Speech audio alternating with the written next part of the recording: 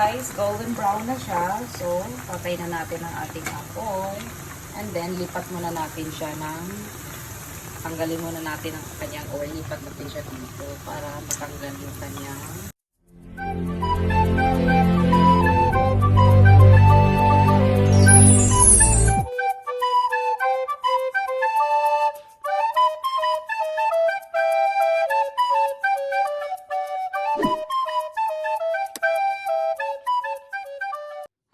Cebuana is here, back again. Welcome back to my channel, and now I'm going to show you how to cook karaage, Japanese karaage. And this is my ingredient. I have here chicken thigh, and I already cut and washed this one.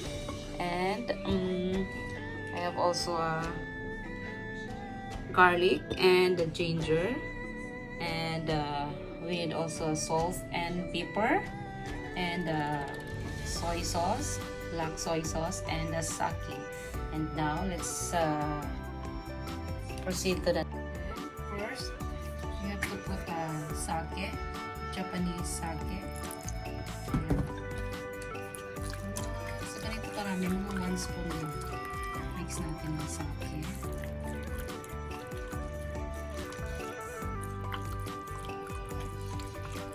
And then, you have to add ginger.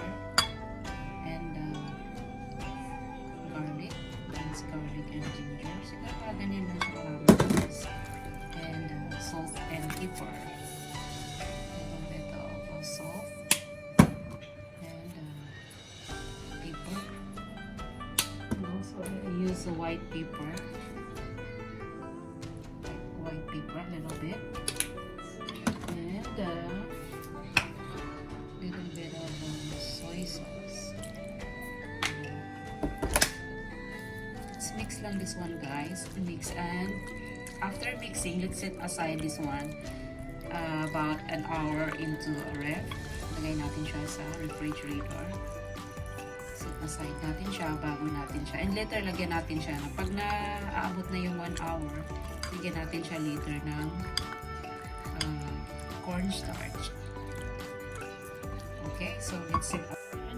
Ayan, marinate na natin ang ating karaage ng 1 hour. Lagyan natin siya ng cornstarch. Ayan, i-mix natin yung cornstarch dito.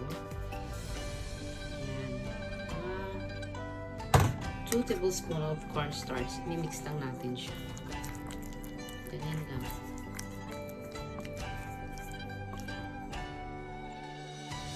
Guys, na-mix na natin ang ating cornstarch. So now, let's prepare our pan.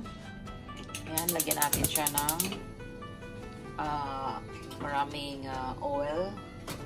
Ayan. Lagyan natin ang ating salad oil. Let's put a salad oil. Mga ganyan karami. Ayan. Antayin natin siyang umiinit siya bago natin i-fry ang ating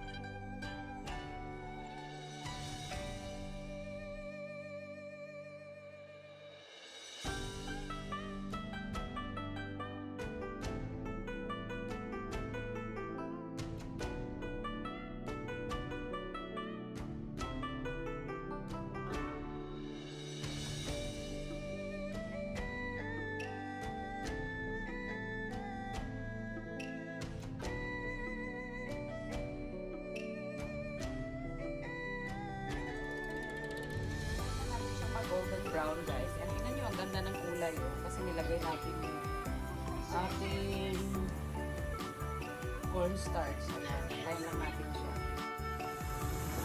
Ayan siya guys. Bango. Super bango.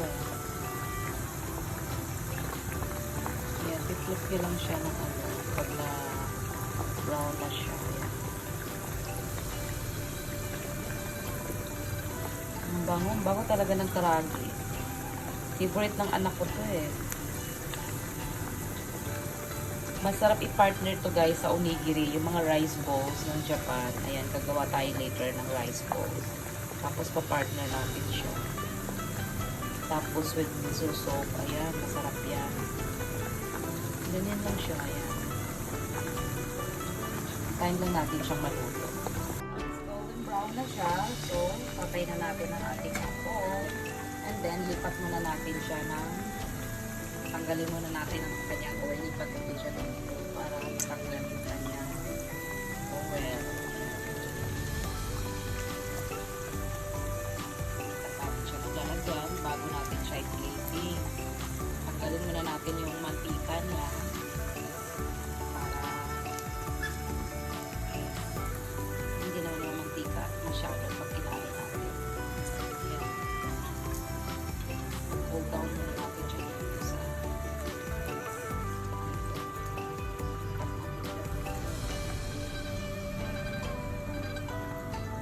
napakabango guys, napakabango ng karage, napakasimpleng gawin, madali lang at I'm sure magugustuhan ng mga kids mo ito kasi yung anak ko, favorite niya talaga ito eh. Ayan na siya, partner natin siya ng ano, gagawa tayo ng ayan guys, gawa tayo ng onigiri, pa-partner natin sa ating ganito. Gawa tayo ng onigiri partner natin sa ating ganyan lang oh. I-roll nyo na siya ganyan. Partner natin sa ating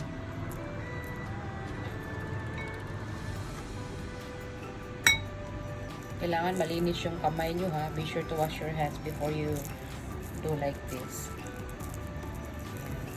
Ganun lang siya kasimple.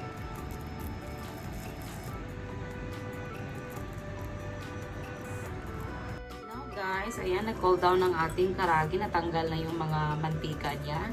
Ayan, i-plate na natin siya. And we're ready to plate now. Ayan, maglagay lang tayo ng dahon. Yung ganyan, na lettuce at saka konting lemon kasi isi-squeeze natin siya sa lemon dito.